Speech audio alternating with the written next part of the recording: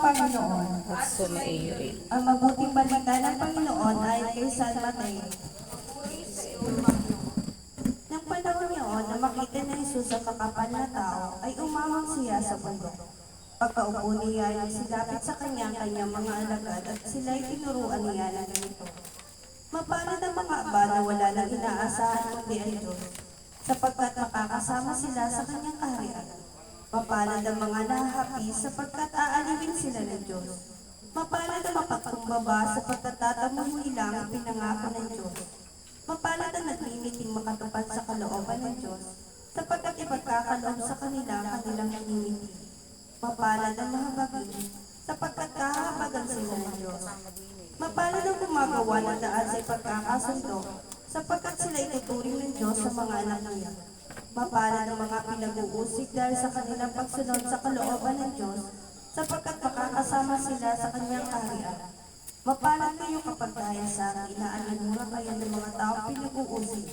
Ipinagbibigay ang lahat ng kasamaan ng pawang kasinuman namin. Mag-iwang kayo at magalak sapagkat malaki ang inyong katimpala sa langit. Mga kapatid, ang mabuting balita ng Panginoon. Pinupuri ka namin, Panginoon. Panalangin ng bayan, ang ating pong itutugon, Panginoon, tingin mo ang aming panalangin. Panginoon, dinggin mo ang aming panalangin. Muling binuhay ni Diyos ang makapangyarihan ng kanyang anak na si Kristong Panginoon. Buong panalangin natin tingin sa Kanya na iligtas sa kanyang bayan, ang mga buhay at mga patay. Sabihin niyang ating kapatid na si Nanay Narcisa ay tumanggap ng pangako na magkakamit ng buhay na walang hanggan. Panginoon, isama mo siya sa piling ng iyong mga banal magpakailanman. Panginoon, dinggin mo ang aming panalangin. Ang kapatid natin si Nanay Narcisa tumanggap ng tinapay na nagdudulot ng buhay na walang hanggan.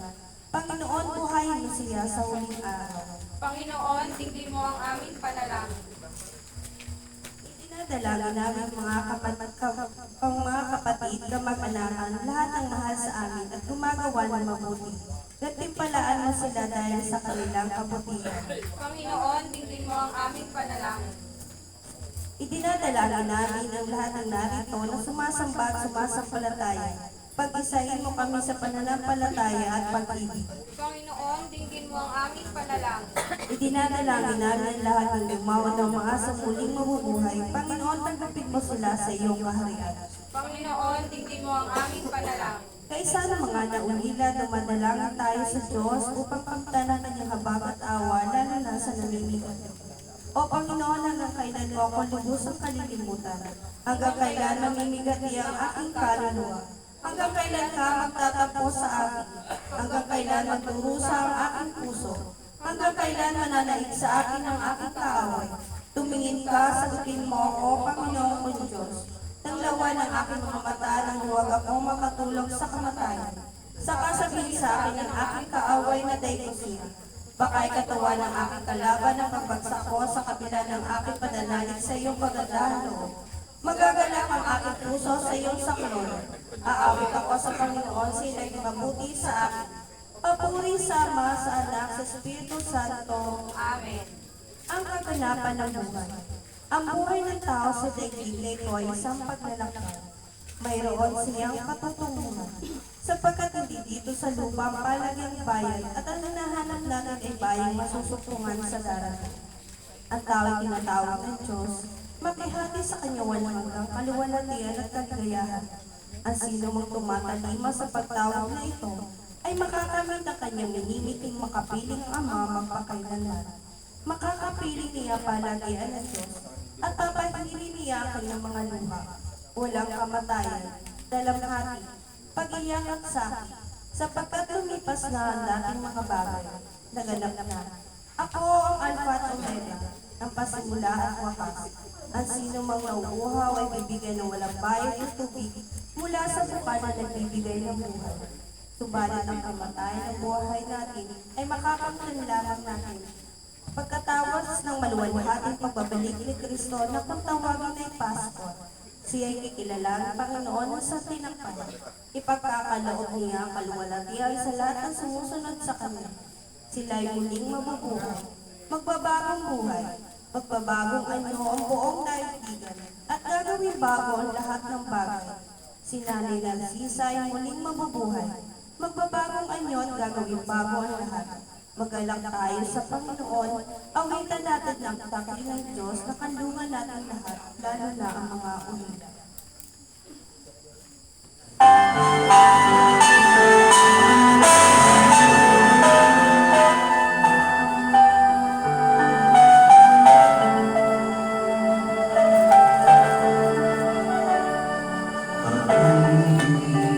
Ang siyang bumukaw sa ating puso at kaluluwa, at siyang natulog sa ating buhay, liwanag sa dilim at pag-asa. Pag-ibig ang siyang bulan natin, hindi mapapawid kailanpaman sa puso't diwa. Tayo'y isa naman, kahit na tayo ay magkawala. Pagkat ang Diyos natin, Diyos ng pag-ibig, magmahalan tayong magtulungan. At kung tayo'y bigo, ay huwag limutin na may Diyos tayong naghawakan.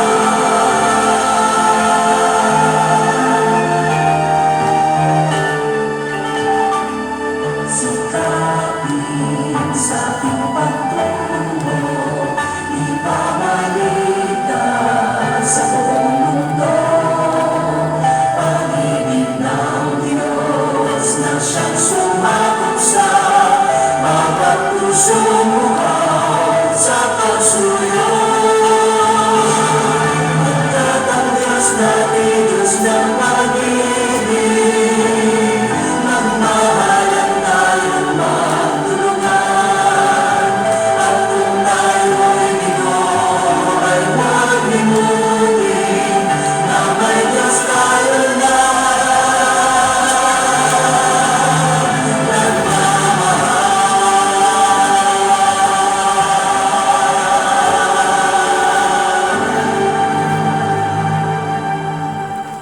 Mga kapatid, si Nanay Narcisa ay tinatawag na ng Panginoon. Bumugilo natin isulit siya ang kanyang kaluluwa at katawang lupa. Tip-tip ng panalangin na naway tanggapin siya sa piling ng ating Ama ng buong kagalakan. Itaas po natin ang ating kanang kamay at ito ang dako sa katawan lupa ng ating kapatid na yumao. Panginoon namin lahat, isinusulit namin sa iyong katawan lupa ng aming kapatid na si Nanay Narcisa upang muwing mauluwi sa anak ang kanyang pinagalingan. Kaya hindi namin sinusulit ang kanyang kaluluwa sa iyong dakilang kapangyarihan. Inihiling namin at ngayon ay nakikina namin na siya ay pinatawad mo sa kanyang pagkakasalang nagawa noong nabubuhay pa siya. Ipagkalaw mo po sa kanyang iwan ng hanggang liwanag. Bigyan mo po siya ng kapayapaan at kapahingahan sa iyong kaharian. Pagdabatin mo ang mga kanyang kabuhan upang mahindog namin siya sa iyo para sa lalong ikadadakila mo. Ama namin, sa ngalan ni Jesus, tanggapin mo po ang kaluluwa ni Nanay Narcisa at siya iyong papalain siya nawa.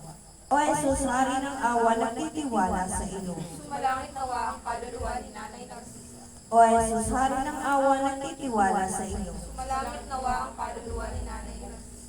O Jesus, hari ng awa, nagtitiwala sa iyo. Sumalangit nawa ang kaluluwa ni Nanay Narcisa at kapin niya walang hanggang liwanag ng lumikha. Mamaya pa nawa ang kanyang kaluluwa sa kaharian ng langit.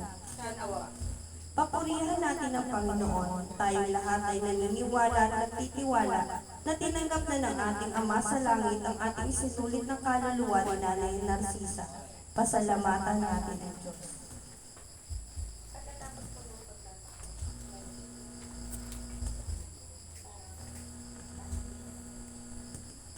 Pag-aalay ng bulaklak. Sa mga kwento sa mundong ito, ang mga nagmamahalan na nagbibigayan ng bulaklak. Tanda na walang katapusang pangangailangan, paghahanga at pagmamahal sa isa't isa. Ang mga bulaklak ay panghabang buhay na katangian. Ang mga ibig sabihin nito ay umiikot sa buong mundo mula noon magpahanggang ngayon. Sa ating mga mahal na yumao, Ang mga bulaklak ay sumasagisag ng kapayapaan at patuloy na pagmamahal ng mga tao na nagbahagi ng kanyang buhay. Ito po ay naalay sa ating mahal na buhay na yumao upang maging kaaya-aya ang kanyang paglalakbay. Naalala po yan.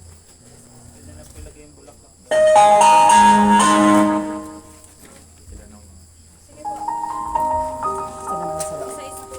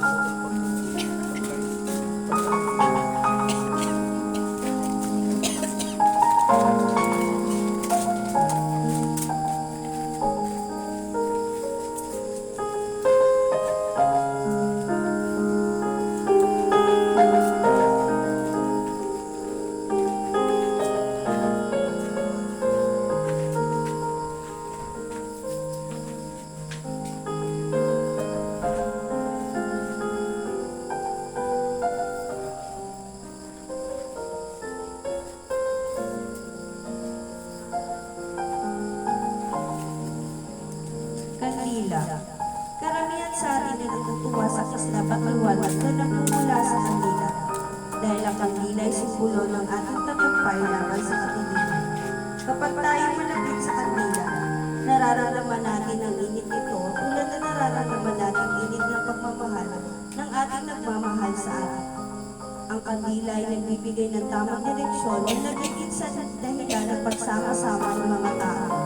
Kapag matutunaw na ang kandila, ang mga natunaw na bahagi nito ay sumasagisag ng panganib at sakit na maaaring maramdaman ng sinuman. Sa puntong ito, ang kandila ay simbolo ng liwanag. Liwanag na siyang nagiging tanglaw ng paglalakbay ng kaluluwa ng ating yumaong mahal sa buhay. Ito mo na. May isang last message para kayo.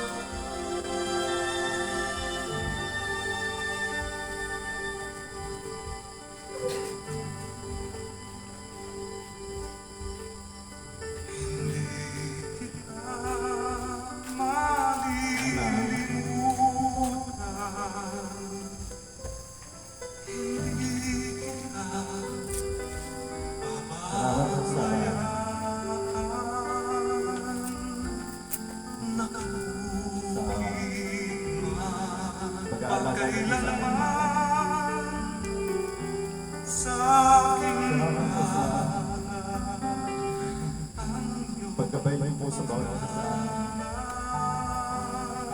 Wala po kami sa katayong namin yung pagbibigay sa inyo namin. Salamat po naman sa lahat po ng paghihirap nyo. Simula pa lang po. Sana na nasa magandang kalagayan ka ngayon. Wala nang paghihirap, wala nang pagpulisa. Sana sa isang taon po na nakasama namin kayo, naramdaman po yung pagmamahal, pag-aalaga din namin sa inyo. Kahit sa huling sandali po na siguro lang.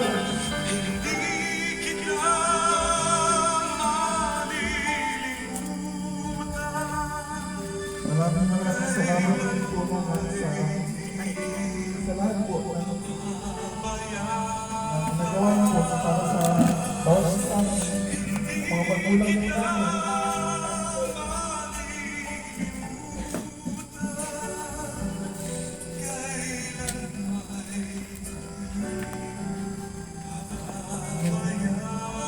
Ang muling araw na po na nag-usap na po namin. Naiuwi na po namin yun.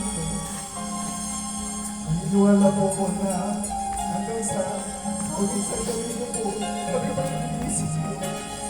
Naniniwala ko na walang nagtatunglas sa pagpamahalan sa kanya para sa kanyang pamilya, sa kanyang mga anak, sa kanyang mga apo. Alam ko po na sa huling sandali, inisip ko na ayaw niyo po bukas ang mahirapan. Nagpapalito po kayo sa bawat isa. Maraming salamat natin sa nagtulong ko sa inyong nag-aaral. Salamat po ng mga nagtulong ko sa amin. Dahil po namin, nagkakaroon po magtulong.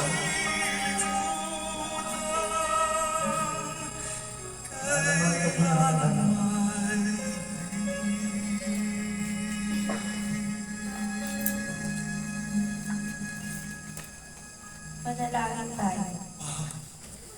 O Ama, puspos ng Diyos na kaaliwan ng iyong walang hanggang pag-ibig at awan tingin ng kamatayan na ginawa mo bukang liwayway ng bagong buhay. ipakita mo ang awa sa mag-anak na ito sa kanilang kanubayan. Ito sana maging tagapagligtas nila na magdudulot sa kanila ng lakas ng loob. Sa kalungkutan at pangungulila, ipadama mong naririto ka sa piling nila upang alinin sila. Ang kamatayan ay nilubig ng anak mong Jesucristo Panginoon noong siya ay mamatay dahil sa atin at ibinilig sa ating buhay at kanyang muling pagkabuhay. Ipagkaloob mong matanggap kanila sa iyong kaharian at pagkatapos ng buhay na iyon ay makapiling namin muli ang aming kapatid na yumao na doon ay mapapawin lahat ng hirap at hapis alang-alang kay Kristo ang aming Panginoon. Nasalin po natin ng sabay-sabay ang Ama namin.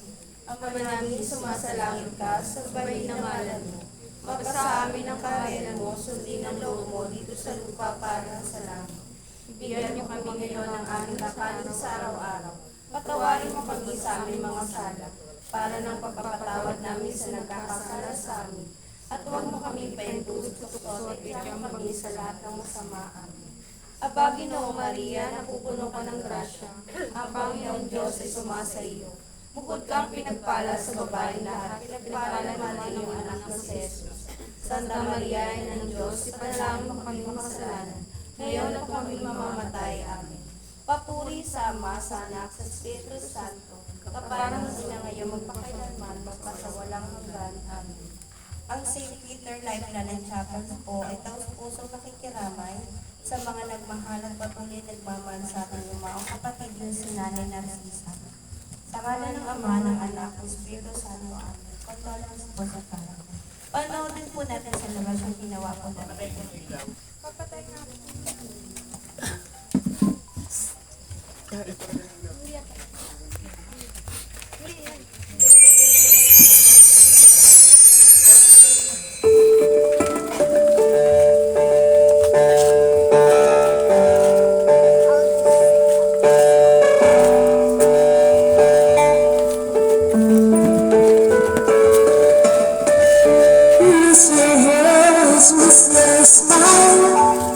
Everything about you worth the while.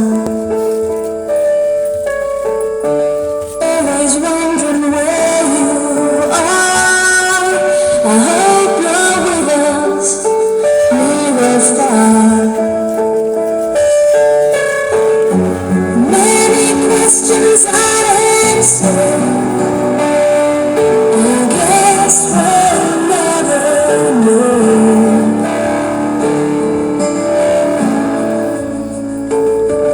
But now you belong to heaven. It's empty without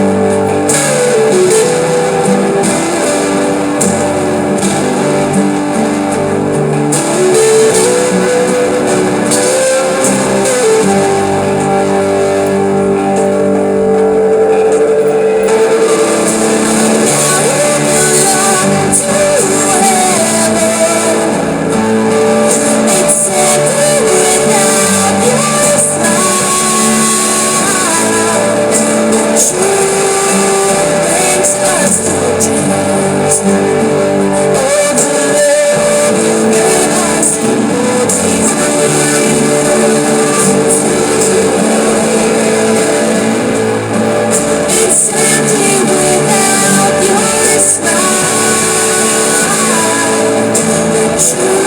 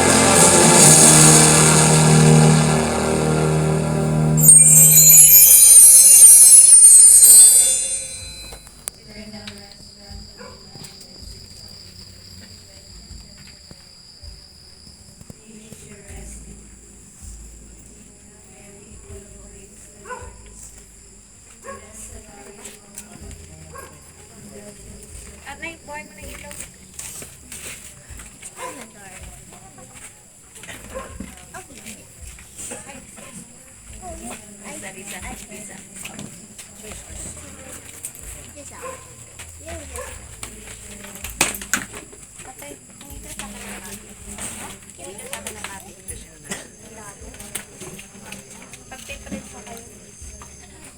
you two are crying the most. Why are you crying?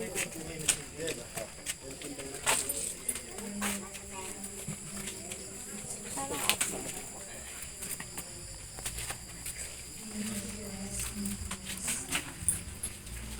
Mary, full of grace, the Lord is with you. Blessed are you among women, and blessed is the fruit of your womb, Jesus. Holy Mary,